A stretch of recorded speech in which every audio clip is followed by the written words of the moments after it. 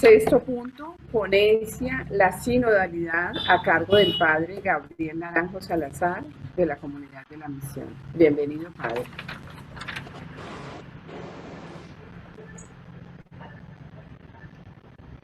¿Cómo está?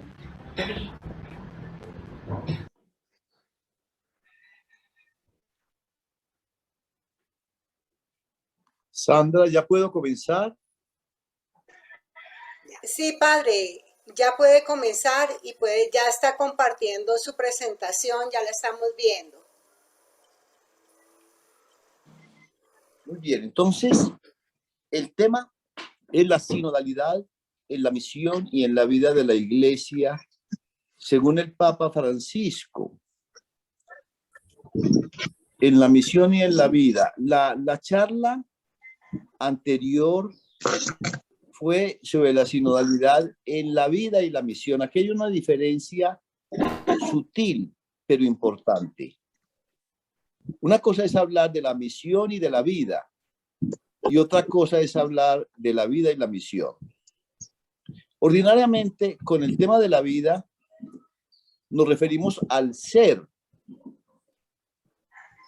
a la experiencia vital. Y con la misión nos referimos a la proyección misionera. Si lo recuerdan, la vez pasada hablamos de la sinodalidad en la Sagrada Escritura, en la palabra de Dios. Hoy, lo repito, el tema es la sinodalidad en la misión y en la vida de la iglesia según el Papa Francisco, porque el Papa Francisco está privando una misión que está respaldada por la vida de la iglesia. Voy a tratar el tema en los siguientes puntos: sinodalidad y misión, misión y sinodalidad. Luego trataré otros dos temas y voy a inspirarme en los documentos más importantes del magisterio del Papa. Hay una relación umbilical entre la sinodalidad y la misión. La sinodalidad, como caminar juntos dentro de la iglesia, está en función de la misión. Y el ejercicio mismo de la misión debe estar inspirado en la sinodalidad. Quiere decir esto que todo ejercicio apostólico, toda acción misionera debe ser sinodal. Eso por una parte. Y por otra parte, quiere decir esto que toda experiencia sinodal es ella misma una misión, es un anuncio.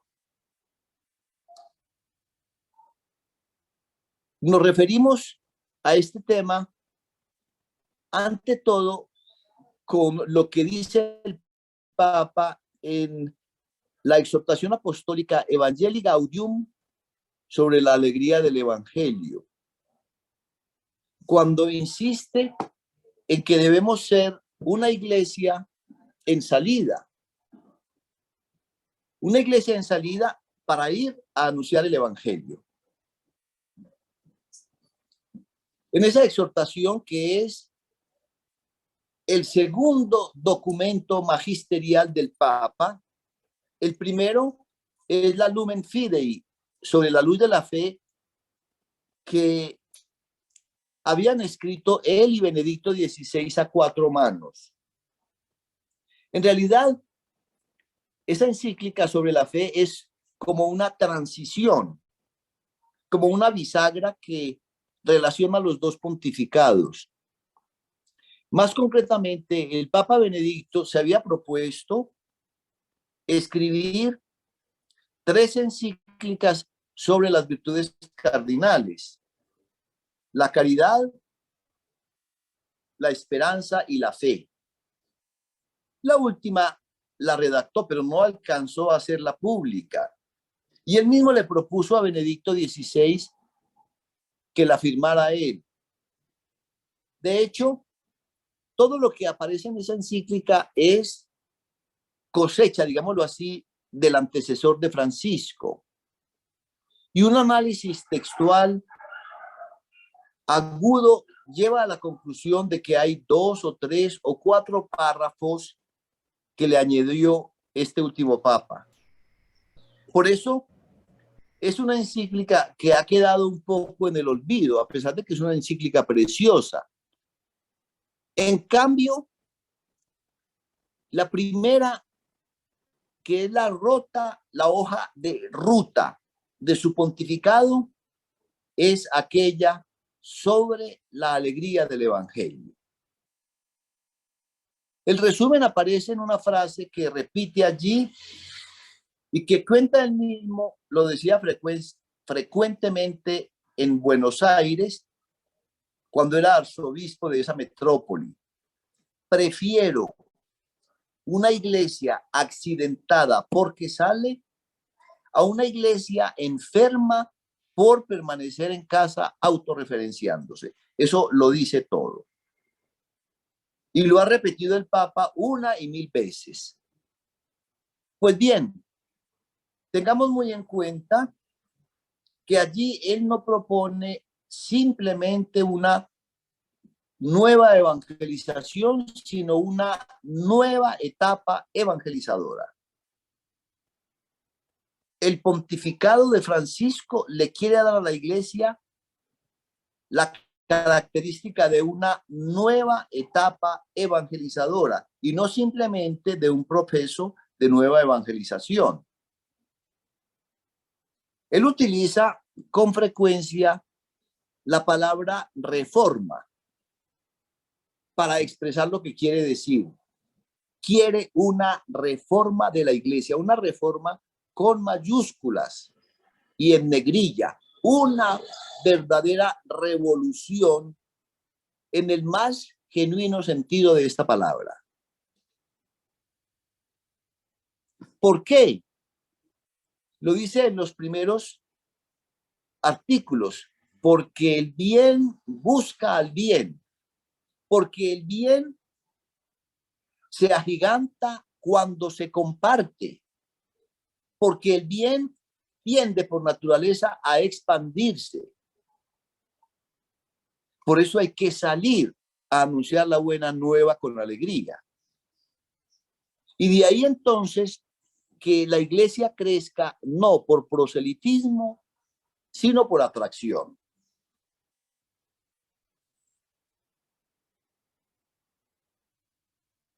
Voy a dar indicaciones para la marcha de la iglesia en los próximos años, lo dice en el primer número de este precioso documento. Y luego insiste en que nadie se puede sustraer a este llamado. Aún más, toda persona dentro de la iglesia y toda organización eclesial debe sentarse a ver cómo va a llevar a la práctica esta nueva etapa evangelizadora.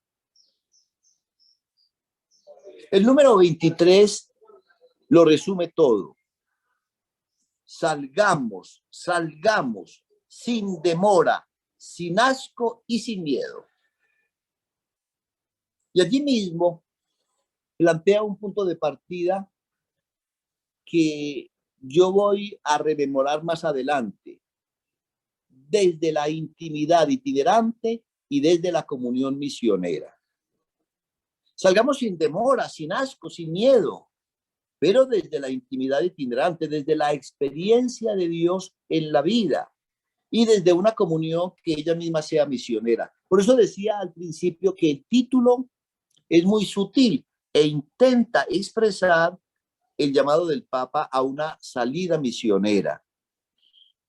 Insiste a la larga más que en la vida en la misión, pero haciendo ver que la misión supone la vida, una experiencia de Dios en la oración, y la vida fraterna en comunidad. Esa experiencia de Dios como intimidad es ya itinerante y la comunión de por sí debe ser misionera. Gracias. El Papa mantiene este impulso de una sinodalidad misionera en otro documento preciosísimo sobre el cuidado de la casa común, la Laudato Si. Esta encíclica tiene un carácter todavía más desbordante que la anterior. De hecho, él la dirige no solo al episcopado, a los presbíteros y diáconos, a las religiosas y los religiosos y a los fieles cristianos, como se intitula a nivel de los destinatarios prácticamente todo documento pontificio. Él dirige esta encíclica a la humanidad. El Papa, en una impresionante coherencia con la salida misionera, abriendo las puertas, nos invita al cuidado de la casa común. Y allí plantea un hilo conductor que atraviesa la encíclica desde el comienzo hasta el final. En los primeros números dice que la creación es un libro único e irrepetible. Un poco más adelante afirma que en la creación hay un libro donde podemos admirar y ver la grandeza y la bondad de Dios.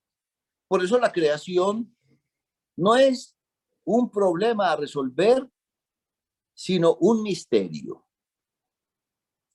Más adelante, hacia el final, hacia la mitad de la encíclica, dice que la creación es un libro cuyas letras son la multitud de criaturas que hay en el universo.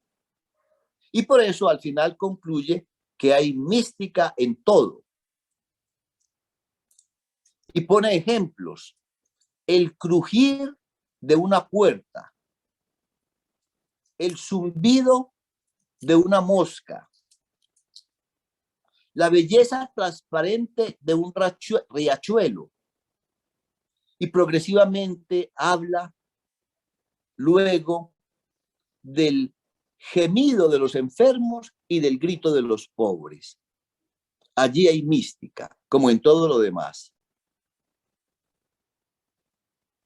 Otra de las afirmaciones que plantea, sobre todo en el capítulo 2, es que hay una relación segurísima entre la suerte de la tierra y la suerte de los pobres, en el sentido de que, por ejemplo, el extractivismo ecológico, que consiste en explotar de manera inmisericordia las minas, afecta sobre todo a los pobres. Quisiera advertir, lo dice en el número 49, que no suele haber conciencia clara de los problemas que afectan particularmente a los excluidos. Ellos son la mayor parte del planeta. Miles de millones de personas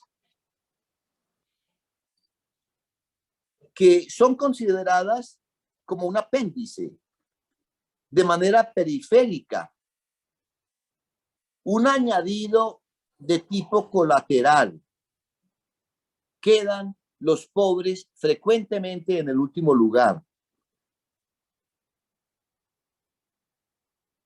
Esta falta de contacto físico y de encuentro, a veces favorecida por la desintegración de nuestras ciudades, ayuda a cauterizar la conciencia y a ignorar parte de la realidad en análisis sesgados. Esto a veces convive con un discurso verde, bonito pero teórico. Hoy no podemos dejar de reconocer que un verdadero planteo ecológico se convierte siempre en un planteo social, que debe integrar la justicia en las discusiones sobre el ambiente, para escuchar tanto el clamor de la tierra como el clamor de los pobres.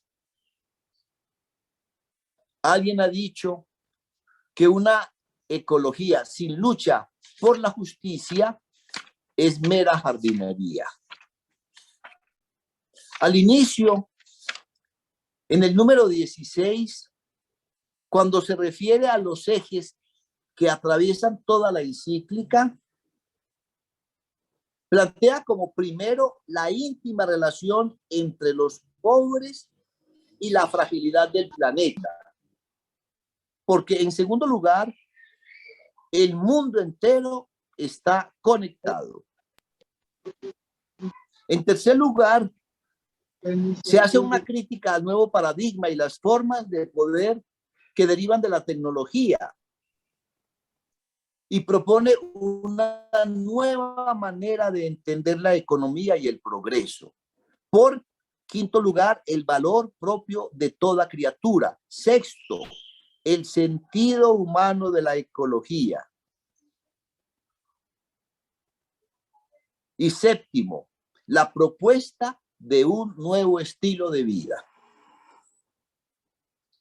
Esta invitación al cuidado de la casa común es un desborde, literalmente hablando, de la propuesta de la Iglesia en una perspectiva misionera, no solo de salida. En tercer lugar, como parte de esta relación entre la sinodalidad y la misión, una frase que aparece en el número 87 de la exhortación apostólica La alegría del Evangelio. Dice así el Papa: luego de hablar en ese segundo capítulo de la problemática de la sociedad y de la civilización de hoy, donde el egoísmo impera tanto que parece casi que imposible un proyecto de vida en común.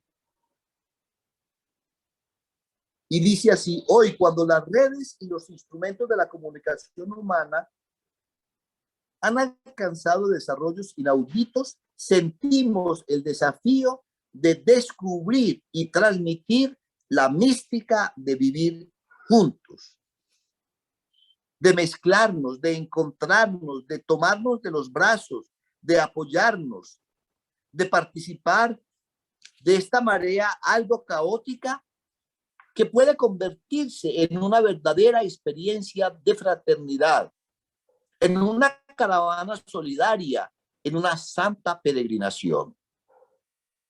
No hay nada más contrario a la fe y también a la humanidad que la tendencia a encerrarnos en nosotros mismos. Este es el tema de un tercer documento, no lo menciono ahí en el título, sobre la fraternidad universal, la Fratelli Tutti. Habla el Papa también en un documento que dirige ya no a la Iglesia, sino a la humanidad. De hecho, lo concluye con una oración de fe católica y una oración que podría ser cualquier persona que tenga un elemental sentido del otro. Allí plantea su esta amistad y de una amistad social que se vive a nivel local para una fraternidad universal. Pues bien, el segundo capítulo de esa encíclica desarrolla el tema desde el punto de vista bíblico. y se concentra en el capítulo 10 del Evangelio de Marcos, versículos 25 a 37, que por cierto conocemos como la parábola del buen samaritano, cuando en realidad se refiere también a la parábola, digámoslo así, de las buenas relaciones con Dios, para que sean buenas las relaciones con el hermano.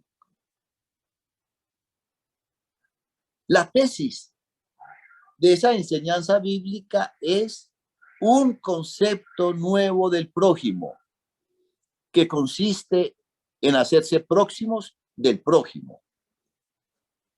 La fraternidad universal, que es la gran consigna del Papa para la humanidad de una iglesia en salida, hunde sus raíces en el concepto de hacernos próximos del prójimo. Ya lo dijo Manson. La sola proximidad no produce amor, pero la proximidad tiene varias manifestaciones de amor verdadero. En el capítulo 3, que habla de principios de acción, el Papa se refiere a unas líneas. La primera, un ser humano no se desarrolla ni puede encontrar su plenitud si no es en la entrega sincera de sí mismo a los demás. Segundo principio, una ley de éxtasis es la de salir de sí mismo para hallar en el otro un crecimiento del ser.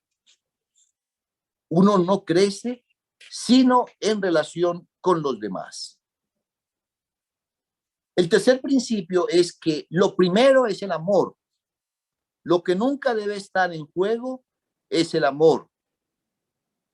El mayor peligro de cualquier núcleo humano es no amar. El cuarto, el amor nos pone en tensión hacia la comunión universal. Nadie madura ni alcanza su plenitud aislándose. Diríamos que son principios distintos y persistentes, porque a la larga están prácticamente repitiendo lo mismo. La capacidad cotidiana de ampliar el círculo de las relaciones como expresión del amor. Y aquí no podía faltar la línea de acción que tiene un capítulo sobre la base bíblica de la fraternidad universal, que repito, la proximidad no produce amor. No se trata del prójimo así sin más, sino de hacerse próximo del prójimo. Pues bien, estoy mencionando este primer bloque porque todo él expresa ese sentido de la sinodalidad que debe caracterizar a la iglesia. En el primer documento sobre la alegría del evangelio, ya lo he explicado, una iglesia en salida para caminar junto con el mundo y salvarlo. Una iglesia al cuidado de la casa común y una humanidad preocupada por la ecología para establecer relación entre la creación y la persona humana y unificar sinodalmente la opción por los pobres con la opción por la tierra. Y finalmente, en la encíclica sobre la fraternidad universal, una sinodalidad que se expande mucho más allá del círculo de la Iglesia Católica. Se trata de una propuesta de fraternidad universal. A mitad de camino aparecen otros documentos del Papa que siguen siendo marcados por el hilo conductor de la sinodalidad y que son documentos no ya dirigidos a la humanidad, sino a la Iglesia. El primero es la exhortación apostólica postsinodal sobre la alegría del amor en la familia, que se titula, por sus primeras palabras en latín, Amoris Laetitia. ¿Qué tipo de sinodalidad propone el Papa? La relación entre la familia y la vida. La familia, por naturaleza, debe estar al servicio de la vida, porque la vida nace en la familia, la cuna de la vida es la familia. La disfuncionalidad de la familia de los tiempos actuales se debe a una reducción de la vida familiar a lo que es la gratificación afectiva, aún a costa de impedir que la familia, por el tipo de personas que se unen, por ejemplo, de tipo homosexual, la familia no transmita la vida. Y la familia no transmite la vida ni siquiera en las adopciones de ese tipo de familia, como tampoco en las concepciones in vitro. Repito, porque lo único que buscan esas relaciones de pretendida intención familiar es, lo digo una vez más, la gratificación afectiva. No, por el contrario, debe haber una relación sinodal. La familia y la vida deben hacer camino juntos. Otra relación sinodal que brota de la familia es la que ella debe tener con la fe, porque también la cuna de la fe es la familia. Su punto de partida es la resurrección del Señor, que estamos celebrando estos días. Pero el lugar en el que se transmite la fe es en el hogar. Y una tercera relación sinodal es la que hay entre la familia y los valores humanos y evangélicos. La disfuncionalidad de la familia nos está privando de los valores.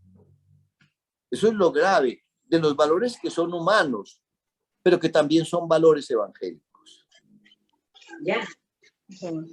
En este segundo nivel de un magisterio del Papa que se mueve en el campo interno de la Iglesia, es el que él plantea en la exhortación apostólica sinodal Christus Vivit, se conoce así, y que habla de los jóvenes en la sociedad y en la Iglesia. Allí hay dos números que parecieran ser la esencia de esta exhortación del Papa. En el número 192,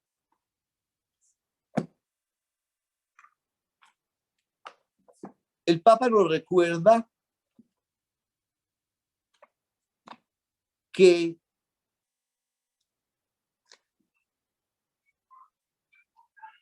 los jóvenes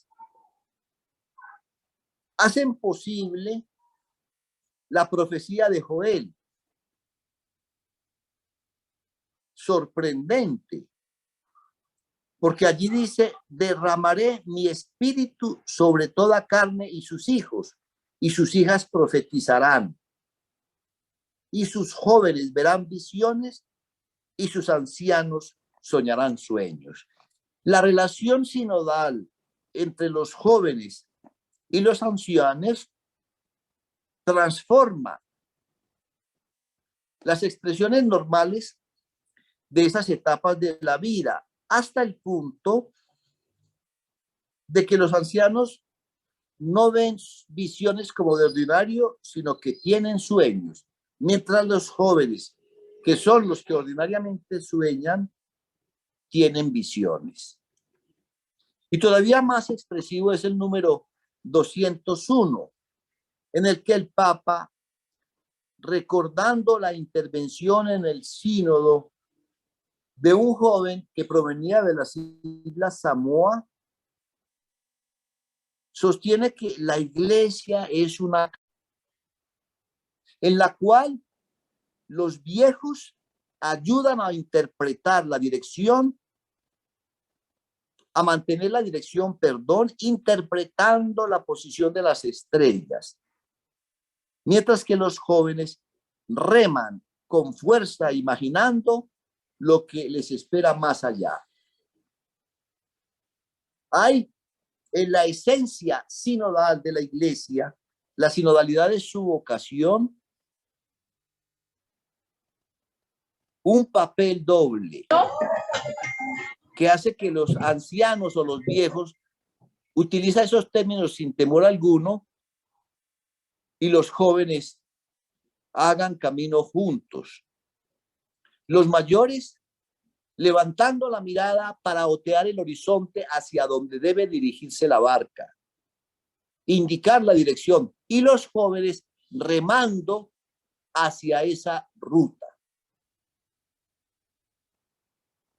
Y un tercer documento del Papa que tiene un carácter intraeclesial,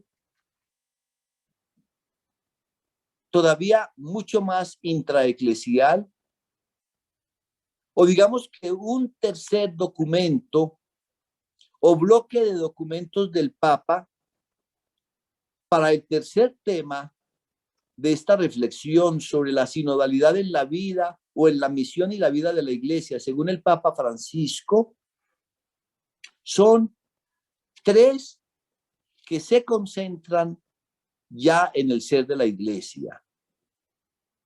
Los tres primeros lanzan a la iglesia hacia afuera. Alegría del evangelio, cuidado de la casa común, fraternidad universal. Los dos siguientes sostienen el ritmo de la iglesia a nivel interno. La familia en una relación sinodal con la vida, con la fe y con los valores humanos y evangélicos. Y además, aquella sobre la juventud en la iglesia y en la sociedad, para insistir en que hay sinodalidad cuando en esta canoa que somos nosotros, los viejos otean el horizonte, ya lo he dicho, y los jóvenes reman en esa dirección. Ahora, los tres siguientes documentos que se refieren a esa intimidad itinerante y a esa comunión misionera que mencioné yo citando el número 23 de la alegría del evangelio, son aún más hacia adentro. Y en ese sentido hablan de la misión, que es el hacer, pero desde la vida, que es el ser. El ser del creyente es una intimidad itinerante de comunión con Dios. El ser del creyente es una comunión de los hermanos que debe ser de por sí misionera.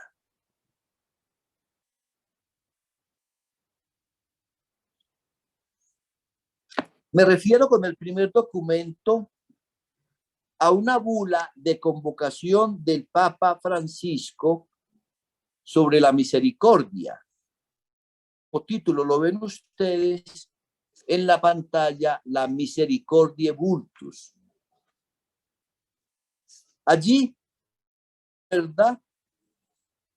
Que Jesucristo es el rostro de la misericordia, porque es el rostro del Padre. Lo que quiere decir que la identidad de Dios es misericordia. Y por eso, el que ve a Cristo, que es misericordia, está viendo al Padre. La misericordia parece ser la síntesis de esta identidad de Dios en Jesucristo.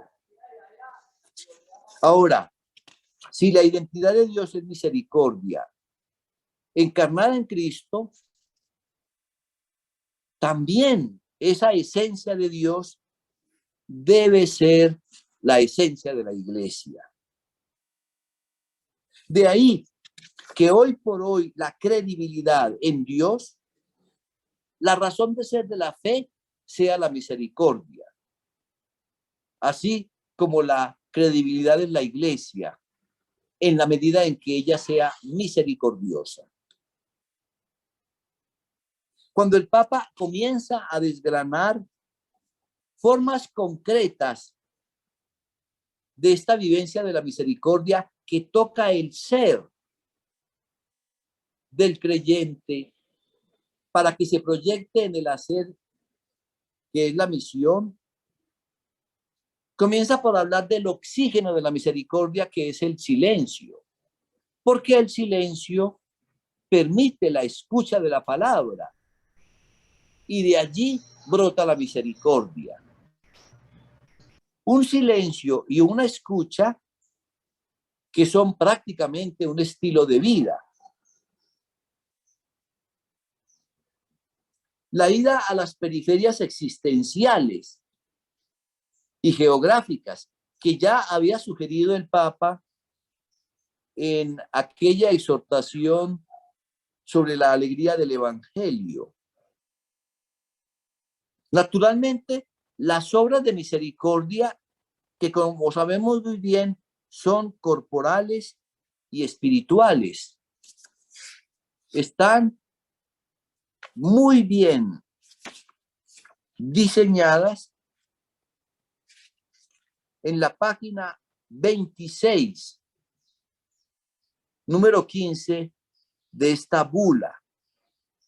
Dar de comer al hambriento, dar de beber al sediento, vestir al desnudo, acoger al forastero, asistir al enfermo, visitar a los presos, enterrar a los muertos. Todo eso es sinodalidad. En su sentido más profundo, porque esas obras de misericordia corporales están uniendo los extremos. Están haciendo que los excluidos, los que están en las afueras o abajo, sean parte del sistema de la sociedad. Pero también las obras de misericordia espirituales, dar consejo al que lo necesita, enseñar al que no sabe, corregir al que yerra, consolar al triste, perdonar las ofensas, soportar con paciencia a las personas molestas, rogar a Dios por los vivos y por los difuntos. Hasta ese extremo de la inmortalidad se extiende esta propuesta de sinodalidad que nos relaciona con las que ya han partido, con las personas que son un problema, con las que nos ofenden, con los que se equivocan, etcétera, etcétera. Hay una expresión de la misericordia sinodal bellísima que plantea el Papa como programa de vida, refiriéndose sobre todo a los sacerdotes y más concretamente a los consejeros, confesores, perdón. Nos corresponde redimir la debilidad de unos con la santidad de los otros. Esa es la vocación de todo cristiano desde el punto de vista de la misericordia. Redimir la debilidad de los demás con nuestra propia santidad. Y aquí llegamos al segundo documento del Papa sobre la misión, cómo hacer desde la vida como ser. Me refiero a otra exhortación apostólica que tiene como título Gaudete et Exsultate y que consiste en un llamado a la santidad en el mundo actual. La tesis de fondo de este documento también es sinodal, porque ¿en qué consiste la santidad? En unir el pecado con la gracia. Sí, el pecado con la gracia. Lo que quiere decir, a la larga, que somos santos en la medida en que nos reconozcamos pecadores. Y entra allí un alcance de la sinodalidad insospechado. Claro, ya lo dijo el Señor en el Evangelio, he venido a salvar no a los justos, sino a los pecadores. La santidad como movimiento de sinodalidad consiste unir al pecador y al pecado con la gracia. Por eso la santidad también imprime una dimensión de sinodalidad cuando se define como una manera extraordinaria de vivir lo ordinario. Se unen esos dos extremos de lo ordinario, que hay que superarlo como rutina para vivirlo extraordinariamente, con la novedad formidable de la santidad. Sí, en la esencia de la santidad hay una dinámica de sinodalidad. Hay que prevenirse contra los enemigos sutiles de la santidad que dice el Papa son el gnosticismo y el neopelagianismo. Son dos términos técnicos que inicialmente se referían en tiempos antiguos de la Iglesia a unas herejías y que el Papa no duda en calificar en el capítulo 2 de esta exhortación sobre el llamado a la santidad en el mundo actual, sí, de herejías, de contraindicaciones, de aberraciones. Estos dos temas parecen ser parte muy del interior del pensamiento del Papa porque lo repite permanentemente. Son falsificaciones de santidad, en el sentido de que el gnosticismo es solo teoría, solo explicación. Es un raciocinio que pretende dominar el misterio y adueñarse de él. Y va produciendo unos santos que lo son, no por el amor, sino por disciplina. Y el neopelagianismo que consiste ya no en una teoría, sino en una práctica. Sí, hay que ser santos, pero hay que ser santos evitando esos extremos que hieren totalmente la sinodalidad. De ahí que San Agustín, lo recuerda el Papa, nos invite a hacer lo que puedas y a pedir lo que no puedas. O bien a decirle al Señor humildemente, dame lo que me pides y pídeme lo que quieras. El Papa habla de una santidad a la luz del Maestro y bíblicamente hablando, insiste en las bienaventuranzas que él llama carnet de la vida cristiana. Y en el capítulo 25 del Evangelio de Mateo, que habla del juicio universal, donde pasarán a la derecha del Padre y se salvarán los que sirvieron al pobre con actos de misericordia. Fíjense la relación también sinodal que hay entre una temática y la otra.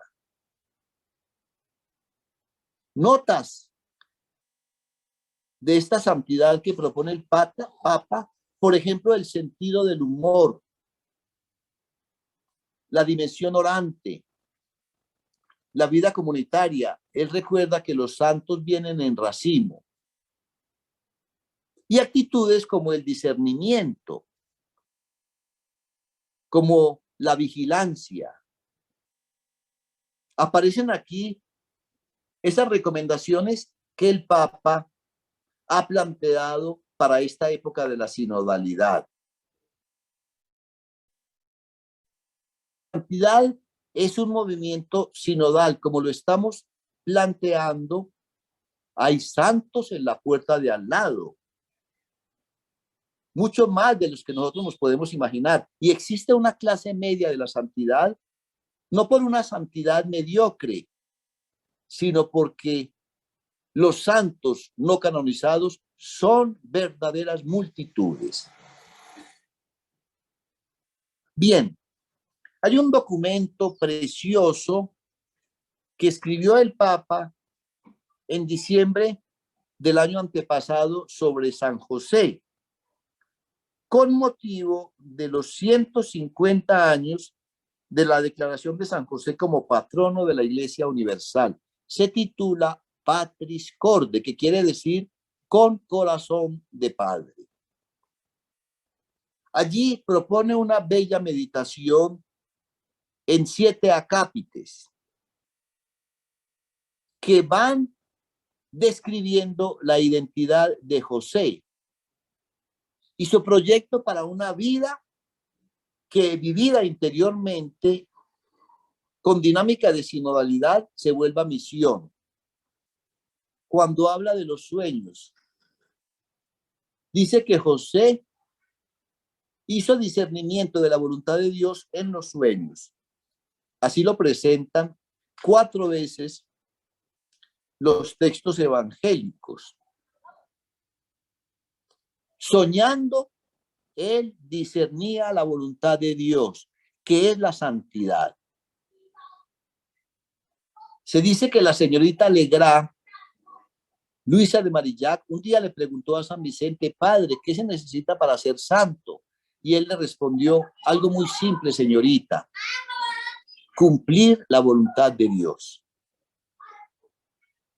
Se trata de un llamado a la obediencia como discernimiento para la misión. Una obediencia a Dios para la proyección misionera. Y esto está englobando todo lo que hemos dicho sobre la sinodalidad en la Iglesia a la luz del magisterio del Papa. Luego presenta la figura de San José en el trabajo, que convierte al trabajo en una expresión de la identidad humana y que lo reclama precisamente para que todo ser humano tenga ese espacio de realización y, trabajando, todo ser humano proyecte la obra creadora de Dios. También aquí hay una alusión de tipo conclusivo, sobre todo al cuidado de la casa común. El trabajo es una expresión de la pobreza que vivimos los cristianos, y no solo las personas consagradas, a través de un estilo de vida sobrio y de la solidaridad con los pobres. Y el tercer acápite que quería citar es el de San José en la sombra, porque fue un padre en la sombra en cuanto que ocupó su papel escondido y así él transmitió la vida. Transmitir la vida no consiste solo en engendrarla. Uno transmite la vida cuando se la da a los demás, dándole sentido a la existencia. Y en ese sentido, más profundamente, José es padre. Y es padre no porque tuviera hijos, sino porque transmitió la vida, sobre todo como padre adoptivo de Jesús. ¿En qué consiste esa transmisión de la vida que hizo que José, aún transmitiendo la vida, sea considerado como el Padre castísimo. La castidad. La castidad, sinodalmente hablando, es una vivencia del amor. Bien, así termino pasándome unos minutos, los 45 que Sandra me había dado para la exposición. Y les doy la palabra para los 10 minutos de resonancia. Pero quisiera como encuadrar la charla en relación con la anterior que me escucharon ustedes en esta escuela de formación de la AIC sobre la sinodalidad en la palabra de Dios. ¿Por qué hago esa alusión? Porque yo hice una reflexión sobre la sinodalidad en la vida y la misión cuando tuve una intervención para la escuela o para el retiro de la escuela de asesores de la familia Vicentina, en la que participaron muchos de ustedes. Tenía que hacer una tercera charla hoy que tuviera en cuenta que ya había planteado esos temas. Muchas gracias de nuevo y tienen la palabra.